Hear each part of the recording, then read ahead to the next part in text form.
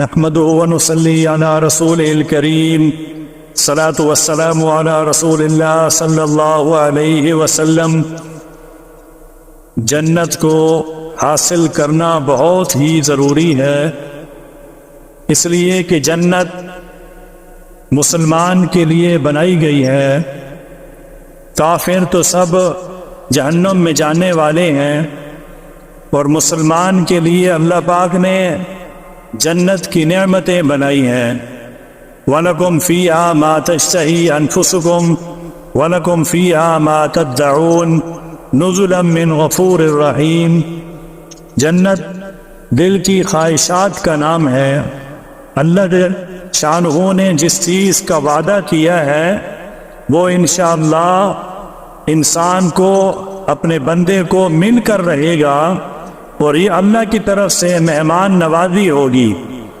اس لیے ہر دعا میں اللہم انی اسألک الجنہ واعوذ بک من النار، یہ دعا لازمی مانگنی چاہیے۔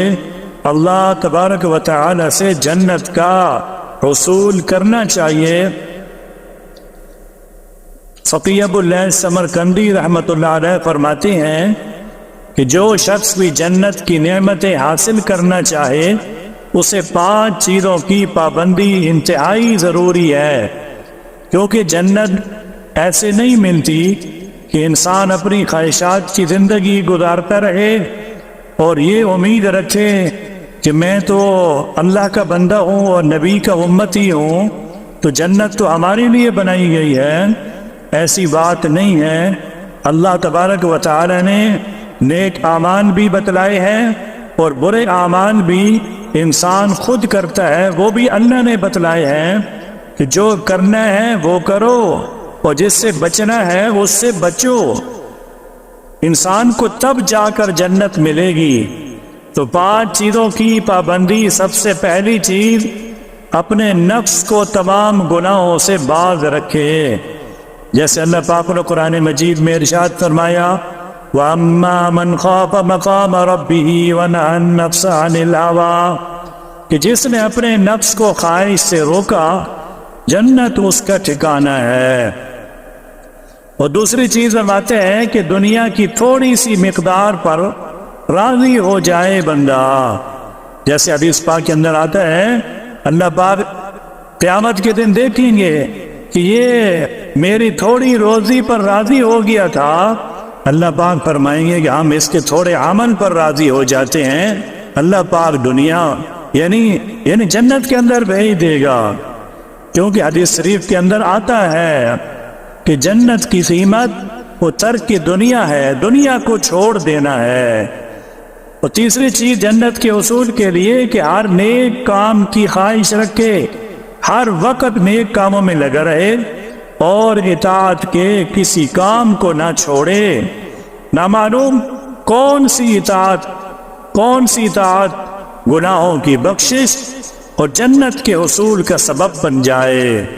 اللہ پاک فرماتے ہیں وَتِلْكَ الْجَنَّةُ الَّتِي أُورِثْتُمُوهَا بِمَا كُنْتُمْ تَعْمَلُونَ، یہ جنت وہ ہے جس کا تمہیں مالک بنایا گیا ہے، تمہارے اعمال کی بنا پر بدلہ ہے اس کا جو وہ نیک عمل کرتے تھے۔ یعنی اہل جنت کو یہ انعامات اطاعت کی بنا پر ملیں گے۔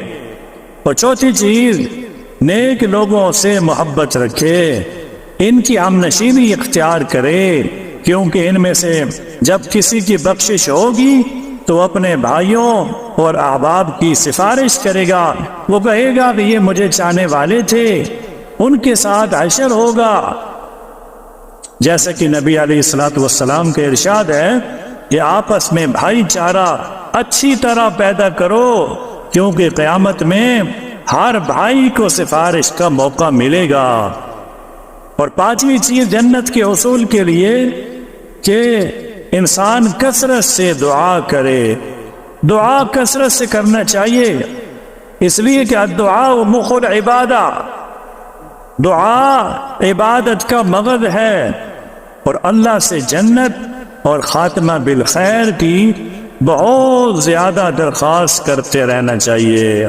کرتے رہیں یا اللہ جنت عطا کر دے، جنت الفردوس، جب بھی مانگیں جنت الفردوس مانگا کریں اور جہنم سے پناہ مانگنی چاہیے۔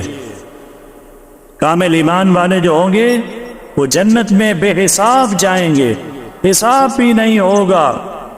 جیسے بہقی کی روایت ہے کہ اہل جنت کے اوصاف کیا ہے، اسماء بنت یزید رضی اللہ تعالیٰ عنہ روایت کرتی ہیں، کیا فرمایا رسول اللہ صلی اللہ علیہ وسلم نے، قیامت کے دن تمام لوگ ایک میدان کے اندر جمع کیے جائیں گے، پھر ایک منادی آواز دینے والا آواز دے گا، کہاں ہیں وہ لوگ جن کے پہلو بستروں سے جدا رہتے تھے، یعنی رات کو عبادت کرتے تھے؟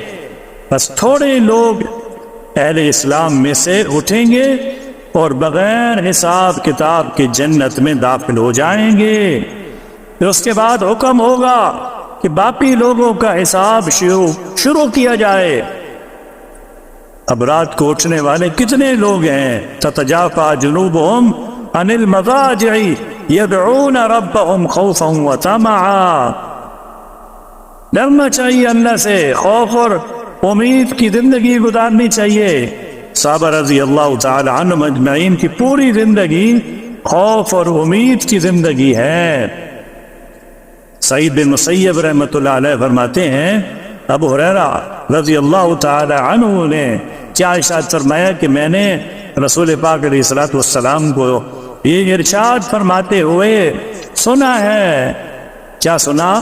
کہ اللہ تعالیٰ نے رحمت کے 100 حصے بنا کر 99 حصے اپنے پاس رکھے اور ایک حصہ زمین پر نازل فرمایا کہ مخلوق کی آپس میں ایک دوسرے پر یعنی شفقتیں اور مہربانیاں اسی ایک حصے کی بدولت ہیں، حتیٰ کہ گھوڑی جو اپنے بچے پر سے پاؤں ہٹا لیتی ہے کہ مبادا اسے تکلیف پہنچے، یہ بھی اسی وجہ سے ہے۔ ہم کیا فرماتے ہیں تنبیہ الغافلین کے اندر لکھا ہے، حسن بصری رحمت اللہ علیہ حضور پاک علیہ الصلوۃ والسلام سے نقل کرتے ہیں کہ اللہ تعالیٰ کی 100 رحمتیں ہیں، 100 رحمتیں، جن میں سے ایک رحمت اہل دنیا پر نازل فرمائی جو ان سب کو گھیرے ہوئے ہے، یعنی جب تک دنیا والے رہیں گے اور قیامت کے دن اس رحمت کو بھی یعنی دوسری 99 رحمتوں کے ساتھ ملا لیں گے اور پوری ان 100 رحمتوں کو اپنے اولیاء اور اطاعت گزار فرما بردار بندوں کے لیے خاص فرمائیں گے۔ اب عارفین کے دل جو ہوتے ہیں یعنی جو نیک لوگ ہوتے ہیں ان کی دل کی باتیں یعنی سن کر ایسے آباد ہوتے ہیں، خوش و خرم ہوتے ہیں، تر و تازہ ہوتے ہیں۔ عارفین کے دل جس طرح بارش سے باغات، پھول اور ان کی ٹھنڈک سے تازگی ہوتی ہے، تو اس لیے اللہ والوں کے پاس بیٹھنا، ان کی صحبت اختیار کرنا، یہ بھی جنت کا اصول ہے، اصول کا سبب ہے، جنت کے اصول کا سبب ہے۔ اس لیے یعنی ہم دوسروں کو بھی نیکی کی طرف بلائیں، اللہ تعالی ہمیں پہلے نیکی کی توفیق عطا فرمائیں گے۔ اسی طرح جب دوسروں کو برائی سے منع کریں گے تو ہمیں اللہ پہلے برائی سے محفوظ کریں گے، اور اسی طرح اخلاص کی دعوت دیتے رہیں، انشاءاللہ اخلاص پیدا ہو جائے گا، اور دوسروں کو جنت میں جانے کا یعنی جنت کے حصول کا یہ بتلاتے رہیں، اللہ تبارک و تعالی سب سے پہلے ہمیں جنت نصیب کرے گا۔